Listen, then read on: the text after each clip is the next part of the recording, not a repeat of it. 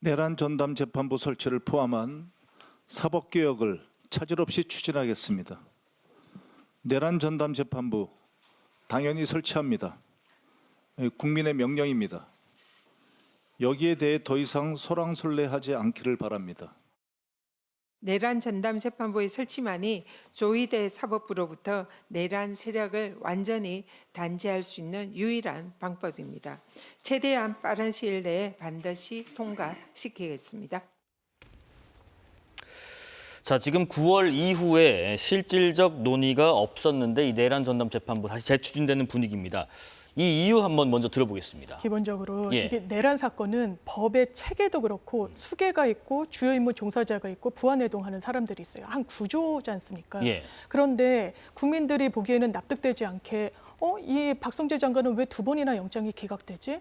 불법성을 몰랐다고? 근데 법원 입장에서는 이게 축적된 법리도 없고 판례도 없고 정말 생경한 상황이에요. 그러면 이것을 정말 아주 일부분으로 코끼리 누구는 코를 만지고 코끼리는 길다고 하고 누구는 다리를 만지고 두껍다고 하고 이런 어떤 형상으로 가고 있는 겁니다. 이게 집중 심리가 한 전담 재판부에서 이루어지지 않고 있기 때문에 나오고 있는 폐단이라고 볼 수 있어요. 예. 그러니까 어떻게 보면 이 판사는 이 부분만, 저 판사는 저 부분만 이렇게 보면서 이 큰 어떤 줄거리를 놓치고 있는 부분도 분명히 있는 겁니다. 그 문제의식은 법원에도 있는 거고요. 그렇기 때문에 고등법원에서는 최소한 이걸 한 재판부에서 집중적으로 이 전담 재판부를 만들어야 된다는 데에 대해서는 법원도 긍정적인 입장을 내고 있고 기본적으로 이러면서 지체가 되고 있고 지체된 정의는 또 정의가 아니라는 이야기도 있지 않습니까? 내란이라는 그 역사적 엄중함이 있습니다. 그런데 제대로 이 부분이 재판이 진행되고 있는지 저희가 구속 취소가 인용되면서부터 많은 국민들이 놀라기 시작했고 법원에 대한 불신은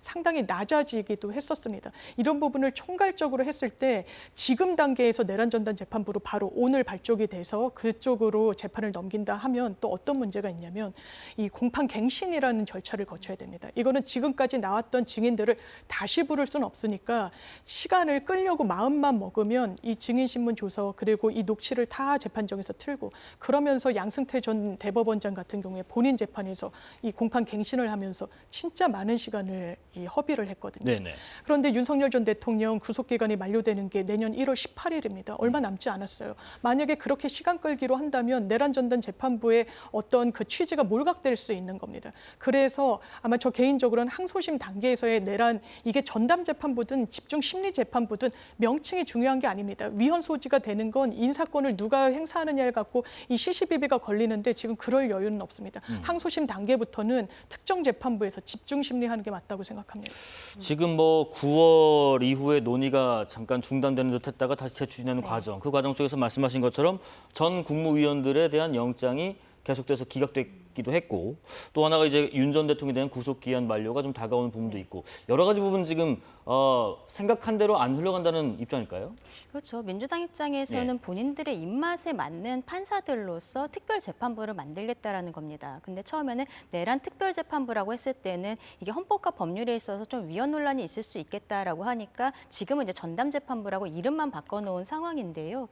결국에는 뭐 지금 장 변호사님 말씀하신 것처럼 1심에서는 현실적으로 하기는 어려울 것 같아요. 네. 왜냐하면 윤석열 전 대통령이 1월 중순이면 구속기한이 만료가 되는 상황이고 지기현 재판부에서 그 이전에 판결을 하겠다라고 지금 이미 밝힌 바가 있거든요. 예. 이게 만약에 새로운 재판부를 하게 된다면 재판부를 꾸리는 데까지도 시간이 걸리고 또 기록을 검토하고 갱신하고 이런 과정들만 해도 거의 반년 정도는 걸릴 것이라고 생각을 합니다. 그러니까 현실적으로 만약에 하게 된다면 장 변호사님 말씀해 주신 것처럼 항소심에서부터 뭐 가능하도록 이런 형태로 법안을 만들게 될 것인데 이거는 결국에는 1심 판결이 나왔을 때 본인들 입맛에 맞도록 판결이 정말로 중하게 나오면 저는 내란 전담 재판부 위헌 논란까지 이렇게 리스크를 안고 민주당에서 진행하지 않을 것이라고 생각을 합니다. 예. 말씀하신 것처럼 영장이 계속적으로 기각이 되고 있는 상황에서 불안해지는 것이죠. 본인들이 특검을 통해서 여러 가지로 지금 몰아치면서 정치적인 프레임을 만들고 있습니다만 재판부의 판단이라는 것은 현 상황에서는 민주당이 어떻게 할 수 있는 건 아니거든요. 왜냐하면 특검은 민주당과 조국혁신당에서 추천한 사람들이 들어가 있는 것이니까요. 결국 지금 민주당에서는 지금 상황에 대해서 굉장히 좀 불안하다라는 생각을 하고 있고 예. 대한민국 헌법 체계, 그러니까 상권 분립에 대해서 본인들이 사법부까지도 완전히 장악하겠다는 저는 야욕을 보이고 있는 것이다. 그렇게 말씀드리고 싶습니다. 예. 그리고 지금 뭐 들어오는 소식들이 있네요. 지금 헌법 존중 TF 하죠. 지금 김민석 국무총리가 잠깐 뭐 관련 내용을 좀 설명한 것 같습니다. 첫 번째가 이제 내란과 직접 관련된 중대 사안만 집중적으로 들여다보겠다. 두 번째가 이제 이 TF 활동이나 뭐 기준점 이런 것에 대한 논란이 많았는데 절제하지 못하는 TF 활동가 구성원은 즉각 바로 잡을 것이다. 이런 얘기를 했습니다. 그동안에 여러 가지 뭐 기대도 있고 네. 우려도 있었는데 여기에 대한 입장을 좀 간략하게 좀 내놓은 것 같습니다. 그런 어떻게 것 생각하시는지요? 같습니다. 기본적으로 이 공직 기강이라는 게 있습니다. 내란과 관련해서 이건 불법입니다. 그 부분을 그대로 수행하고 이를테면 여러 흔적들이 있어요. 다 특검에서 수사할 수는 없습니다. 이 사법부 같은 경우에는 야간에 비상회의를 합니다. 그때 예. 예비군 어떤 법원들의 이 법관들의 그 관리를 위해서 파견된 육사 출신 군인이 그 비상회의에 같이 참석을 하고 사법부는 군의 통할 아래 우리가 들어가면 어떻게 돼야 되는지를 논의했다라는 보도까지도 그 시점에 남아 있습니다. 외교부는 어떻게 했습니까? 이를테면 이 계엄은 불법 계엄이 아니고 민주당이 발목 잡아서 국민에게 총뿌리를 들이댔으면서도 합당하다고, 합법적이라고, 이게 정의에 부합한다라고 이런 문건을 만들어서 예. 배포를 했습니다. 그러면 남아있는 공무원들이 자괴감을 느낀다는 겁니다. 이 사람이 아직도 내 동료로 일하는구나. 그리고 승진을 하고 오히려 그 과거에 있었든지 말든지 주요 요직을 가는구나. 이건 대한민국이 한 발짝도 앞으로 나아가지 못하는 겁니다. 과거에 친일 청산도 제대로 하지 못했고 이런 부분과 관련해서 어떤 그 후과를 치렀던 부분이 있는데 열패감을 느끼도록 두면 안 되는 거예요. 다만 그 방식과 관련해서는 네. 김민석 총리가 언급한 대로 상당한 부분이 있어야 됩니다. 너무 도를 넘는다는 인식을 주면 안 되는 거죠. 그리고 휴대전화도 뭐 이 영장주의에 반한다라고 하는 건 저는 마타도어라고 생각합니다. 영장이 없으면 강제로 볼 수가 없습니다. 이미 제출을 하고 이미 제출을 안 하는 사람이 대단히 주요하게 혐의를 받는 사람이면 수사에 의뢰를 하고 그런 프로세스를 지금이라도 만들어야 되는 겁니다. 공무원분들이 이야기를 하는 겁니다. 불법 명령을 따르는 건요.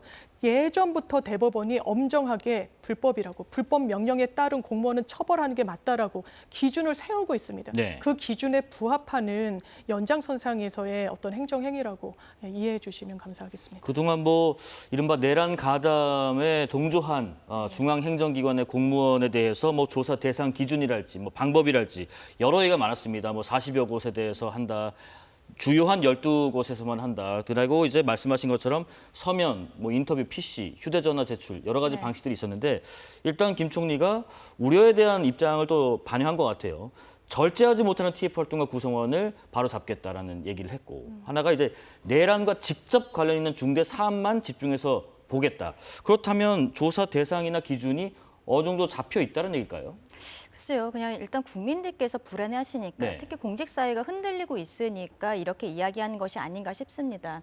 기본적으로 그러니까 형사적으로 문제되는 사람들 같은 경우에는 공무원이니까 그냥 고발 조치를 해버리면 되는 거거든요. 지금 어떻게 보면 내란 특검도 운영을 하고 있지 않습니까? 예. 그렇다면 공무원으로서 혐의가 있어 보이는 사람들, 지금 본인들이 이야기하고 있는 내란 혐의에 가담을 한 것으로 보이는 공무원들에 대해서는 고발 조치를 해서 거기서 적의 처리를 하면 되는 거예요. 근데 지금은 제보를 받겠다라고 이야기를 하고 제보센터. 있는 것이 네. 굉장히 문제가 되는 것이죠. 지금 75만 명 정도의 공무원이 대상자로 올라가 있는데 제보라는 것이 인사이동 과정에서는 늘상 있는 것이기도 합니다만 이미 군에서는 제보가 속출을 하고 있다는 거예요. 군의 합참을 중심으로 해서 이미 인사가 시작이 되었거든요. 근데 이 제보도 익명성을 보장하겠다라고 합니다.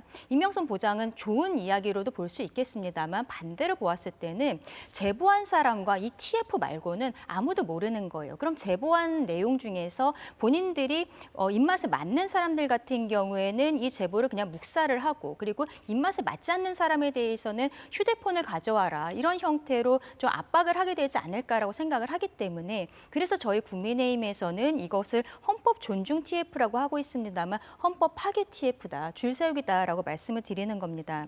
그리고 하나 더 기간에 대해서도 말씀을 드리고 싶은 게 네. 정부에서는 아마 문재인 정부 때 적폐청산 TF TF에 대해서 국민들께서 굉장히 피로감을 느끼셨던 기억이 있기 때문에 얘기하는 것으로 보이지만 설 전에 마무리를 하겠다고 하고 있어요. 이거 저는 참 양치기 소년 같다라고 생각을 하는 게 특검 시작할 때도 특검이라는 것은 기간이 정해져 있기 때문에 그 이상 할 수 없다라는 이야기로 국민들을 설득을 하는 모습들을 보였었거든요. 네네. 지금 어떻게 하고 있습니까? 특검도 계속적으로 다 연장을 하고 수사 인원도 늘리고 있는데 최근에 나오고 있는 자료들은 언론에 보도된 것을 보았을 때는 중심으로 가지 못하고 변죽만 올리고 있는 것이 아니냐 이러한 지적들이 있는 상황이거든요.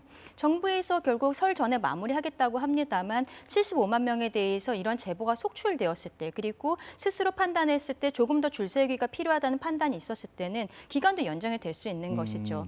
결국 이런 부분들에 대해서 국민들께서 왜 우려를 하고 계시는지 정부에서 조금 더 세심하게 들여다봐야 된다고 말씀드리고 싶습니다. 네.